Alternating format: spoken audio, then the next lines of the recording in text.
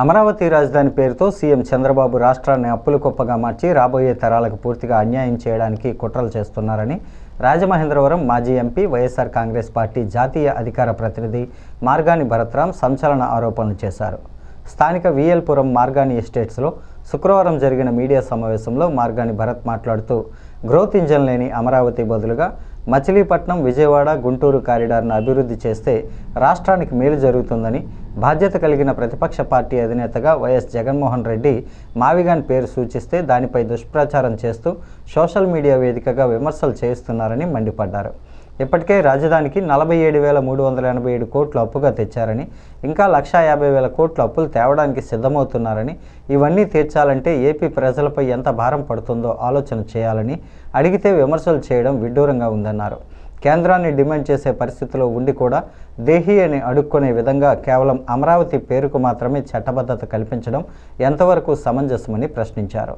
AP విభజన చట్టంలోని హామీలతో పాటు ప్రత్యేక హోదా సాధించే అవకాశం ఉన్న రాష్ట్రాన్ని అప్పులు తెచ్చి అభివృద్ధి చేయడానికి చంద్రబాబు, పవన్ కళ్యాణ్, నారా లోకేష్లు ప్రయత్నిస్తున్నారని ఎద్దేవా చేశారు. సంవత్సరాల చరిత్ర ఢిల్లీ అప్పుడు బ్రిటిష్ వాళ్ళ కాలంలో పెద్ద పెద్ద భవనాలు కట్టి ఒక అద్భుతమైన మాస్టర్ ప్లాన్ తీసుకుని వచ్చి 100 సంవత్సరాలు పట్టింది. నేను అమరావతిని స్క్రాచ్ నుంచి స్టార్ట్ చేస్తాను అని అంటే మరి నిజంగా అమరావతి ప్రజలనే కాదు, ఆంధ్రప్రదేశ్ రాష్ట్ర ప్రజల యొక్క సెంటిమెంట్ని, ఇమోషన్ని మరి రెచ్చగొట్టి, నేను అడుగుతా ఉన్నా, రెచ్చగొట్టి అప్పు చేసి పప్పు కూడా చేస్తారా అని అడుగుతున్నా.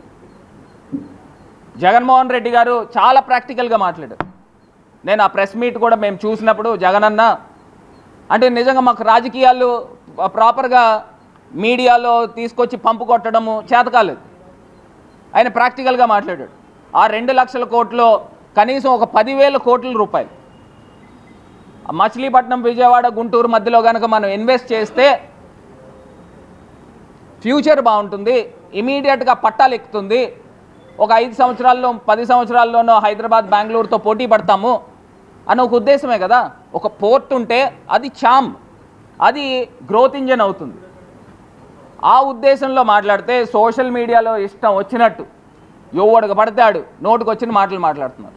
నేను ఇవాళ అడుగుతా ఉన్నా, భావితరాల యొక్క ఫ్యూచర్ని దృష్టిలో పెట్టుకుని ఇవాళ మేము తిట్లు తినడానికి కూడా రెడీయే, కానీ భావితరాల యొక్క ఫ్యూచర్ని దృష్టిలో పెట్టుకుని, మన పిల్లల యొక్క భవిష్యత్తును దృష్టిలో పెట్టుకుని జగన్మోహన్ రెడ్డి గారు ఒక గ్రోత్ ఇంజన్ కావాలండి.